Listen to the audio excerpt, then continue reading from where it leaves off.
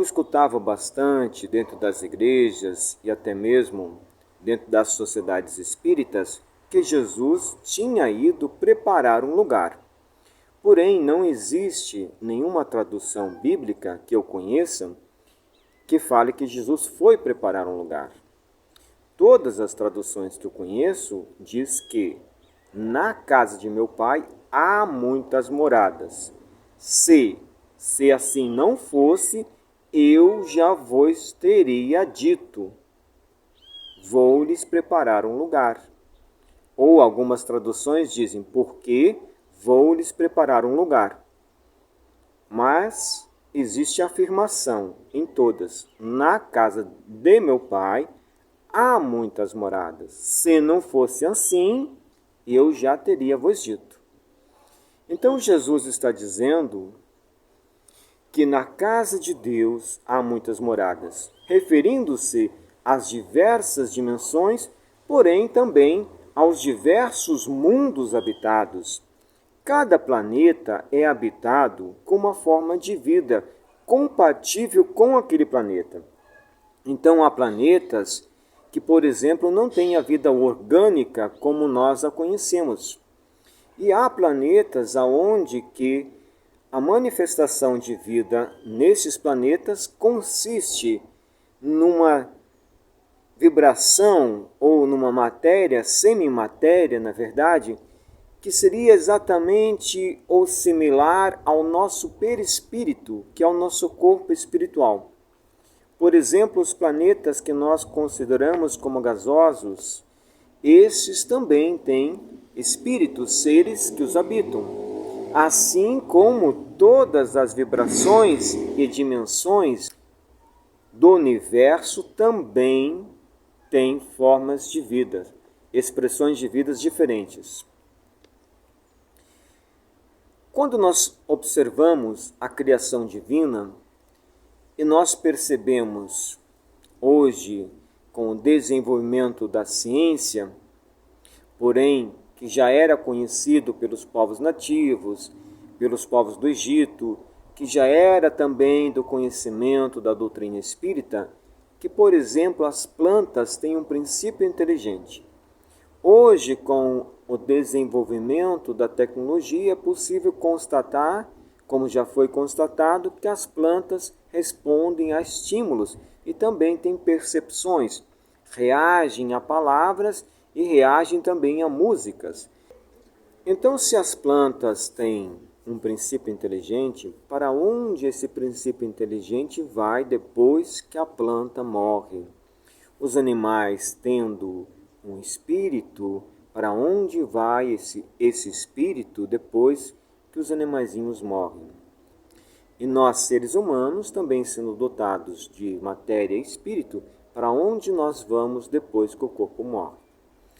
Então, quando olhamos os reinos do mineral até o hominal, vemos uma crescente em níveis de consciência.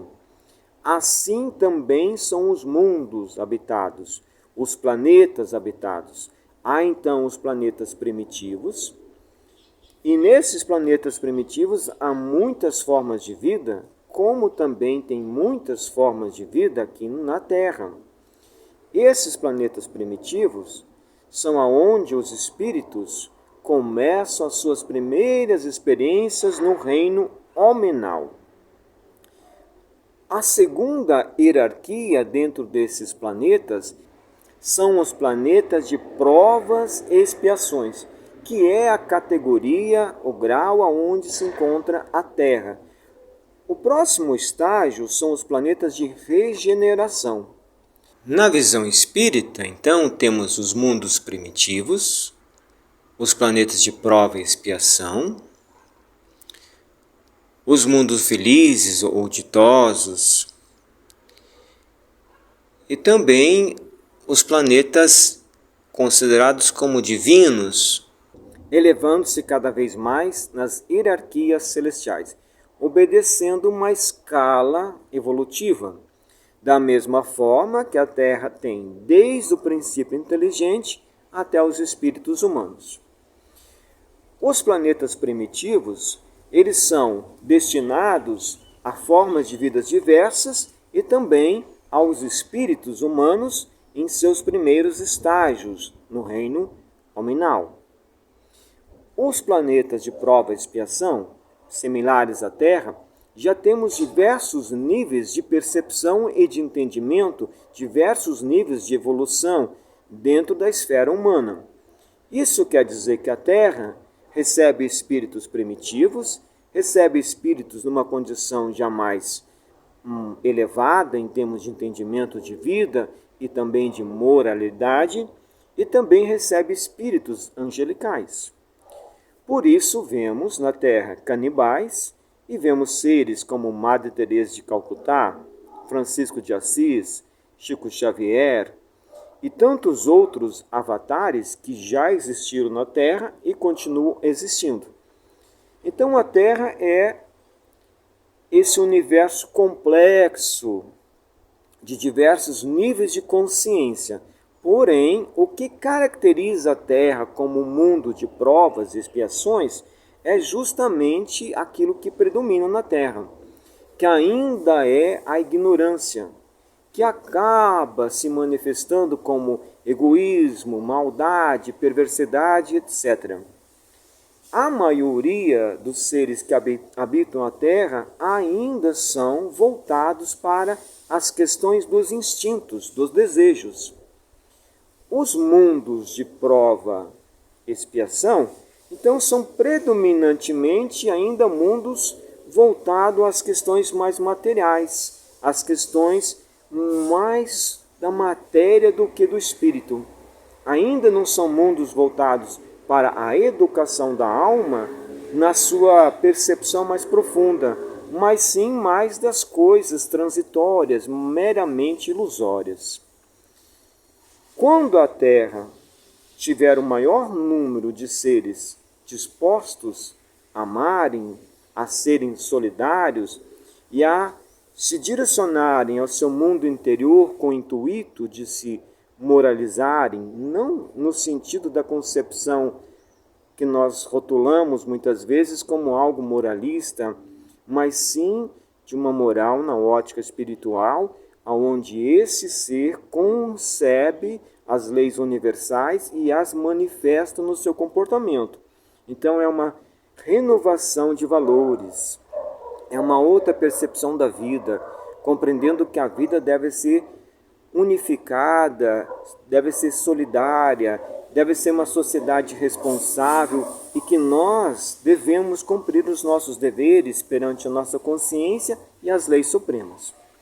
Se houver 70% da população disposta a esta renovação, isso faz com que a Terra suba seu patamar para um patamar mais elevado de um mundo de regeneração. E assim, nós vamos gradativamente subindo estas hierarquias, estes mundos aos quais Jesus se referia. Da mesma forma, as dimensões espirituais, elas também recebem espíritos de acordo com seus graus de consciência.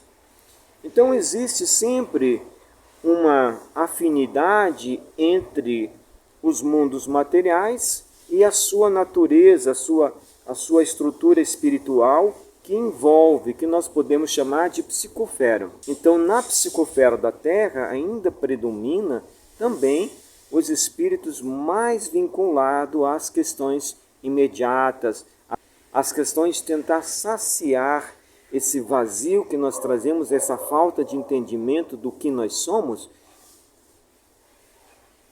ocupando-se das situações mais simples da vida que correspondem aos estímulos e às energias emanadas ou criadas dentro das regiões mentais mais densas, que formam assim, então, aquilo que nós conceituamos como o umbral, que é um estado coletivo que agrega energias e pensamentos, criando uma realidade para um determinado grupo de seres.